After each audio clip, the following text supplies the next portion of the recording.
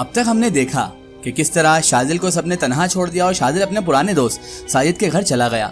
साजिद के घर गया तो साजिद ने उससे बहुत अच्छे से उसका इस्तकबाल किया और उसे रहने के लिए कमरा भी दे दिया। कमरा छोटा था लेकिन शाजिल के लिए अभी तो ये सोने पर सुहागा ही था कि उसे कमरा फ्री में मिल गया था, वो भी उसके दोस्त के घर में, जहाँ पर वो सुरक्षित था। क्योंकि बाहर दुनिया में तो उसके पीछे उसके दोनों भाई भी पड़े हुए थे और मामू जान भी उसे जाल में फांसने के लिए लगे हुए थे, और एक तरफ माशा थी जो उसकी वजह से सदा भुगत रही थी।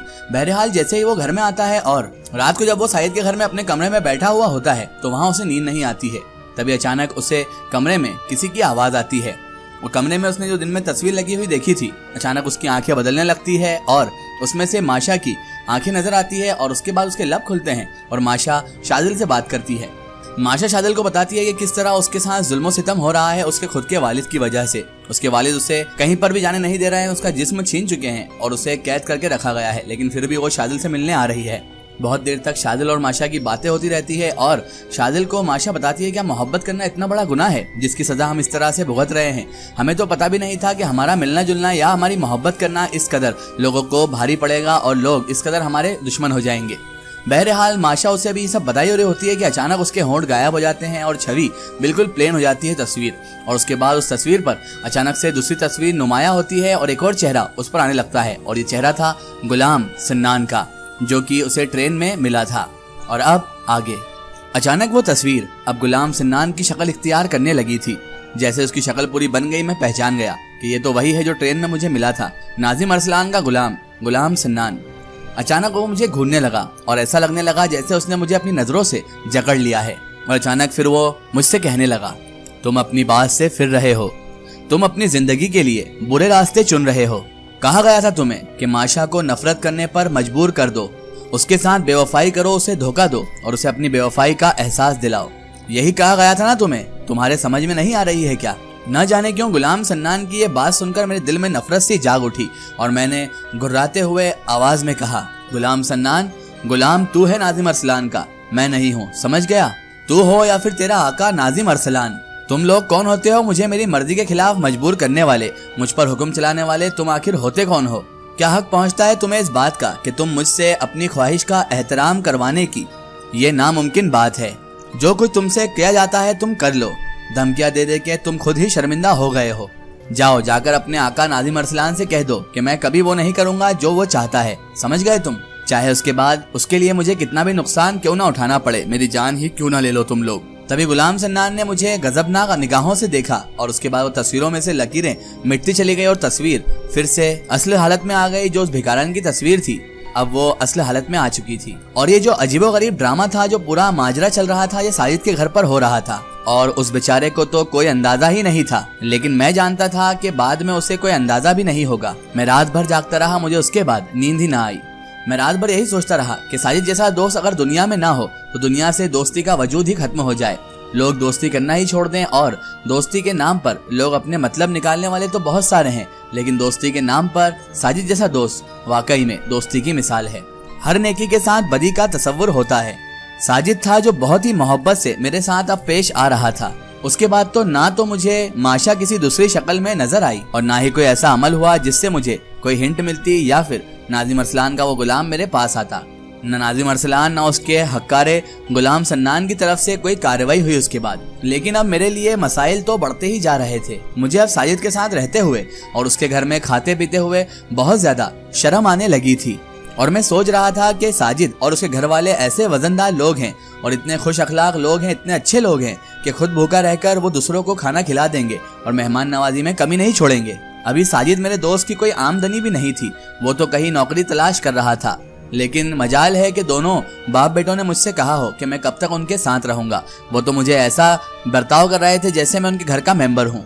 मैं इस बात का भी हल ही सोच रहा था कि अचानक मेरे पास एक खुशखबरी आई कि साजिद को मुलाजमत यानी नौकरी मिल गई है। उस दिन घर में बड़ी खुशियां मनाई गई और मिठाई का एहतमाम भी किया गया कि साजिद की नौकरी पक्की हो गई है। रात का खाना भी एहतमाम से पकाया गया। साजिद मेरे पास आया और मुझे बता रहा था बहुत से लोग वहाँ पर इंटरव्यू दे रहे थे शाजिल, लेकिन उन्हें फौरी तौर पर मुलाजिम की जरूरत थी और पता नहीं कैसे अल्लाह का ऐसा करना हुआ कि उन्होंने फौरन ही मुझे क्लर्क की नौकरी दे दी। मेरे से पहले एमए वाले भी इंटरव्यू दे चुके थे जो अच्छी तालीम याफ्ता थे, लेकिन वहाँ के मालिक ने उन्हें मुस्तरद कर दिया और उन्हें हटाकर मुझे रख लिया वहाँ पर। मैं फीकी सी हंसी हंसकर खामोश हो गया और फिर मैंने साजिद से कहा, साजिद मुझे तुमसे बहुत शिकायत है। साजिद घबरा गया और कहने लगा, शाजिल मेरे भाई तुम्हें क्या शिकायत है मुझसे? मैंने कहा कि साजिद ये तो गलत बात है ना, तुमने तो अपने लिए नौकरी का बंदोबस्त कर लिया, अब मेरा क्या होगा? मेरे लिए भी तो ढूंढ लेते। तो वो कहने लगा, अरे भाई शाजिल तुम्हारे लिए भी कुछ सोच ही लेंगे, अब तुम क्या भला मेरे जैसी क्लर्क की मामूली नौकरी करोगे? मेरे जैसी नौकरी करना चाहोगे क्या? तो मैंने साजिद से हैरानी से कहा, क्यों साजिद, मैं क्या क्लर्क नहीं बन सकता? क्लर्क की क्या नौकरी अच्छी नहीं होती? साजिद कहने लगा, अरे भाई मेरे शाजिल तुम समझो तो सही, तुम कौन हो? तुम एक बहुत बड़े जमींदार हो यार। तभी मैंने उससे शिकवा करते हुए कहा, साजिद मुझे तुमसे ये उम्मीद नहीं थी कि तुम भी मेरा मजाक उड़ाओगे दूसरों की तरह और मुझे जमींदार कहकर पुकारोगे। तो साजिद कहने लगा, मैं भला तुम्हारा मजाक क्यों उड़ाऊंगा शाजिल? तो मैंने कहा, साजिद फिर तुम मुझे इस गलीज नाम से क्यों पुकारते हो जिससे मेरा दूर दूर तक अब कोई ताल्लुक नहीं बचा है? मेरे वालिद जमींदार थे लेकिन मैं जमींदार नहीं हूँ, समझ गए ना तुम? जमींदारी जिन लोगों के पास थी उन लोगों के पास रह गई, लेकिन शुक्र है कि मैं ऐसा इंसान नहीं हूँ जो जमीन के लिए लोगों के रिश्तों को ही यूज करने लग जाए और दूसरों का हक मानने लग जाए जमीन जायदाद के पीछे। मैं तो अपनी दुनिया में मस्त हूँ साजिद, और मुझे ऐसी जमीनों की कोई जरूरत नहीं जो रिश्तों को कुर्बानी देकर रिश्तों का गला घोट कर निभाई जाए। अब तुम मेरे दोस्त हो साजिद, तो तुम मेरे लिए इतना सा कर दो कि मेरे लिए भी कोई मुलाजमत तलाश कर लो, कोई नौकरी मेरे लिए भी ढूंढ लो। और अब तुमने अगर तकल्लुफ का इजहार किया और इन बातों का दोबारा जिक्र किया कि मैं नौकरी नहीं कर सकता, तो फिर मैं खामोशी से यहाँ से चला जाऊंगा साजिद। साजिद मेरी बात सुनकर हंसने लगा और कहने लगा, ठीक है मेरे भाई, ठीक है। फिर उसी रात खाने पर उसके वालिद मुझे समझाने लगे। उन्होंने मुझसे कहा, देखो बेटा शाजिल, अभी तुम आराम करो, अभी तुम्हारे काम के दिन नहीं है। तो मैंने उनसे कहा, चचा जान मैं आखिर क्यों आराम करूं, क्यों मैं काम नहीं कर सकता? मैं भी एक मजबूत आदमी हूं, साजिद की तरह मैं भी तालीम याफ्ता हूं, ऐसा तो नहीं कि मैं अनपढ़ हूं। कहीं ना कहीं तो चचा जान मुझे नौकरी मिल ही जाएगी, मिलजुल कर हम लोग इस घर को चलाएंगे। अब चचा जान आपने मुझे अपने सर पर मुसल्लत कर ही लिया है, तो मैं अच्छे खासे अरसे तक आपको परेशान करूंगा। वो हंसकर कहने लगे, अरे शाजिल बेटा, जिंदगी भर तुम हमारे सर पर मुसल्लत रहो, मुझे तो खुशी ही होगी कि मेरे एक के बजाय अब 2 बेटे हो गए हैं। बड़े मुखलिस इंसान थे साजिद के वालिद साहब, मेरे दिल में अब उनका एहतराम बढ़ते ही जा रहा था। और उस दिन के बाद से ही मैंने नौकरी की तलाश बहुत सीरियस के साथ यानी संजीदगी से शुरू कर दी थी। अब मैं अपना कोई भी मियार नहीं रखना चाहता था। जो फैसला साजिद ने किया था, अब वही फैसला मैं भी करना चाहता था। इस अरसे दराज में माशा या फिर नाजिम अरसलान की तरफ से कोई भी कार्रवाई नहीं हुई थी। ना ही माशा ने मुझे कोई हिंट दी, ना ही नाजिम अरसलान का वो पिट्टू, वो गुलाम सिन्नान मेरे पास आया। कोई भी कोई कार्रवाई नहीं कर रहा था और मैं नौकरी ढूंढने में मसरूफ था। और माशा थी जो मेरे दिल में मौजूद थी और मैं तो उसे ख्वाब में भी नहीं भूल सकता था। तो ऐसे भूलने की बात तो बहुत दूर की थी। उससे देखने या मिलने की आरज़ू इससे पहले कभी नहीं उठी थी और ना ही कोई उम्मीद थी कि वो मुझे अब दिखेगी या फिर मिलेगी। ऐसा शायबा मेरे जहन में ना था जब तक कि माशा खुद ही मामूल के मुताबिक मुझसे राब्ता ना करे। इस दौरान अपनी जिंदगी को मुखलिस बनाकर मैं अपनी और अपने मुखलिस दोस्त के घर वालों की बेइज्जती नहीं करना चाहता था। नौकरी तलाश करने के लिए जो तरीका होता है मैं उसी पर अमल कर रहा था। अखबारों में इश्तिहार देखता और उसमें दरखास्त डाल देता कि मुझे नौकरी चाहिए। हर जगह मैं नौकरी तलाश नौकरी करने की कोशिशें कर रहा था। कहीं ना कहीं से तो कोई जवाब मिलता। फिर अचानक एक दिन माजिद चाचा ने मुझे एक लिफाफा दिया जो साजिद के वालिद साहब से उन्होंने लिफाफा दिया। मैं ताज्जुब से उस लिफाफे को देखने लगा। तभी वो मुस्कुराकर बोले, भाई लगता है तुम्हारी तकदीर के दरवाजे खुल चुके हैं बेटा। मैंने लिफाफा फाड़ा और उसमें से लेटर निकाला। कोई 8-10 दिन पहले ही मैंने इश्तिहार देखकर ये दरख्वास्त, ये एप्लीकेशन रवाना करी थी। इसके जवाब में ही उन्होंने अब मुझे बुलाया था और उन्होंने अपना पता भी लिखा था, जबकि दरखास्त यानी एप्लीकेशन के रिटर्न में जो जवाब आया था वो पोस्ट बॉक्स के जरिए आया था। बहरहाल माजिद चाचा जो थे वो मुझे दुआएं देते रहे और मैं था जो खुशी से अब फूले ना समा रहा था। मुझे बहुत खुशी हो रही थी क्योंकि इतने दिनों से मैं जिस जद्दोजहद में लगा हुआ था नौकरी तलाश करने की, अब मुझे उसमें कामयाबी हासिल हो चुकी थी। मुझे मेरी मंजिल मिल चुकी थी। बात सिर्फ एक नौकरी तक ही महदूद नहीं थी। अभी तो सिर्फ दरखास्त यानी एप्लीकेशन का जवाब ही आया था। जरूरी नहीं थी कि मुलाजमत मुझे मिल ही जाएगी। असल में जो जिंदगी अभी मैं गुजार रहा था ना वो मेरी पसंद की जिंदगी थी, ना ही कोई ऐसी ख्वाहिश बची थी। बस मेरा मकसद यही था कि मैं साजिद के घर वालों की कुछ मदद कर सकूं और अगर मैं मसरूफ हो जाऊंगा तो बहुत से फिजूल ख्याल जो मेरे जहन में आते हैं उनसे मैं बच जाऊंगा। दूसरे दिन मैं खुद ही उस पते पर चल पड़ा। ये बात ना सिर्फ माजिद चाचा बल्कि मेरा दोस्त साजिद भी अच्छी तरह से जानता था कि जगह जहाँ मैं चल पड़ा हूँ वो काफी अजीब है। शहर की आबादी से बहुत दूर है, लेकिन कोई मसला नहीं था क्योंकि वहाँ पर वैन जाती थी। सड़क पर मुझे वो वैन छोड़ ही देगी, बस थोड़ा सा फासला तय करना था। वहाँ से जिस इलाके में मैं उस वैन से उतरा था वो बिल्कुल ही मुख्तलिफ अलग ही किस्म का इलाका था।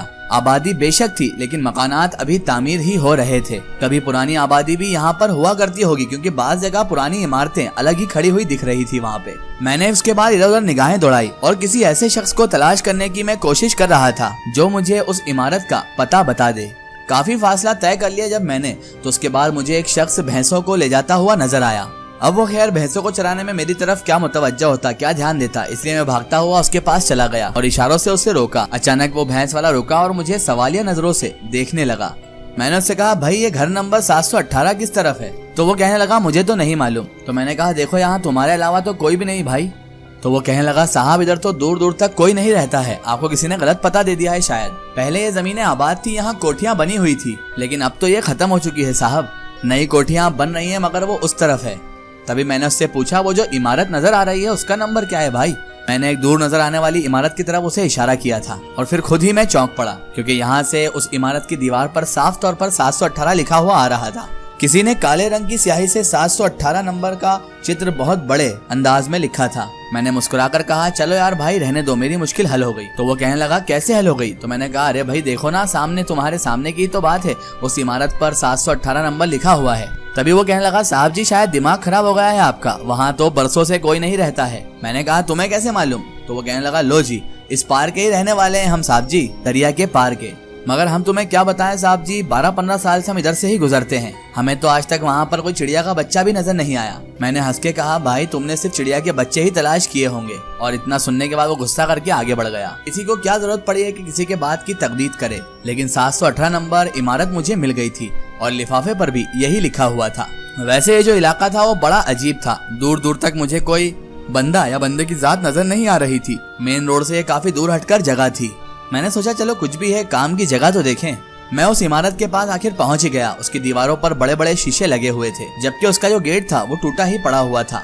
अंदर के इमारत के दरवाजे जो थे वो टूटे गेट से साफ तौर पर नजर आ रहे थे। बात बड़ी अजीब सी थी, लेकिन मुझे खासी परेशानी थी, इसलिए मुझे नौकरी जरूरी थी। इस इमारत की ये हालत, ये शक्ल देखकर मेरी उम्मीद जो मुझे नौकरी की मिली थी उस पर अब ओस पड़ती हुई नजर आ रही थी। मैं यही सोच रहा था कि हो सकता है किसी ने मुझसे मजाक किया हो। ये तो कोई अच्छी बात नहीं है, लेकिन फिर भी अभी मायूस होना ठीक नहीं है। मैं आगे बढ़ा। मैंने इमारत के दरवाजे पर कॉल बेल वगैरह तलाश की। उस जमाने में दरवाजों पर घंटियां लगाने का तो शायद रिवाज ही नहीं था, मगर ऊपर से झांकती हुई बेल के पत्तों के नीचे मुझे एक पत्थर नजर आया, जिसमें काले रंग के पत्थर पर टूटे फूटे अल्फाज में रजा शेख लिखा हुआ नजर आ रहा था और यही नाम उस लिफाफे पर भी लिखा हुआ था। मैंने एक चैन की सांस ली और कहा कि बेवकूफ, भैंसों वाला तो मुझसे मजाक करके ही गया था। मैंने सोचा अब अंदर जाकर अब कोशिश करनी चाहिए और मैं आगे बढ़ गया। वैसे इस इमारत में रहने वालों के बारे में सही अंदाजा भी नहीं लगाया जा सकता था। कुछ दकियानूसी किस्म के लोग लगते हैं, हो सकता है गुर्बत के मारे इमारत इतनी बोसीदा हो गई होगी। लेकिन ताज्जुब की बात ये थी, जब ये इतने गुर्बत के मारे हैं तो मुझे नौकरी के लिए इन्होंने क्यों बुलाया है। बहरहाल मैं उस दरवाजे के करीब पहुंच गया जो अंदर से बंद था। मैंने दरवाजे पर दस्तक दी और मिट्टी की एक मोटी तह लगी थी नीचे। दूसरी दस्तक जब दी मैं तो अंदर से आहटें सुनाई दी और फिर अचानक से दरवाजा खुल गया। जो शख्स मुझे सबसे पहले नजर आया था उसे देखकर न जाने क्यों मुझे खौफ का एहसास हुआ। जरूरत से ज्यादा लंबा कद था उसकी, लंबी हाइट थी उसकी और जरूरत से ज्यादा वो दुबला पतला भी था। ऐसा लग रहा था जैसे कोई लंबा सा डंडा मेरे सामने खड़ा हो। चेहरे की झुर्रियां उसकी इस तरह से लटकी हुई थी जैसे कोई बुलडॉग हो। दोनों साइड ठोड़ियों से उसकी खाल भी लटक रही थी। आंखें उसकी खिंची खिंची सी थी और टेढ़ी, चौड़ी बदनुमा ठोड़ी जिस पर घास के मानिंद बाल उगे हुए थे। मोटे होंठ थे। उस शख्स का हुलिया आदमजात जैसा बिल्कुल भी नहीं था। अचानक उसकी आवाज उभरी और उस इंतहाई बदतमीजी से उसने मुझसे पूछा, क्या है, क्या के लिए आए हो यहाँ पर? मैंने एक लम्हे के लिए सोचा कि अपने जहन पर काबू रखा जाए, हो सकता है यहाँ पर बात बन जाए। मैंने कहा, रजा साहब ने मुझे बुलाया है। और इतना कहकर मैंने जेब से लिफाफा निकाला। उसने लिफाफे पर एक निगाह भी नहीं डाली और अचानक वो अपना मनूस मुंह लेकर पीछे हट गया और मैं अंदर दाखिल हो गया। अब क्या होगा? क्या यहाँ पर शाजिल को नौकरी पर रख लिया जाएगा या फिर इस हवेली के पीछे भी कोई राज छुपा है, माशा या नाजिम अरसलान से जुड़ा हुआ? आगे क्या होगा? क्या नाजिम अरसलान की ये कोई चाल है? इस हवेली में रजा शेख नाम से क्या कोई जिन्नात रहता है या फिर किसी षड्यंत्र में शाजिल को फंसाया जा रहा है? ये सब जानेंगे हम इस वीडियो के अगले पार्ट में।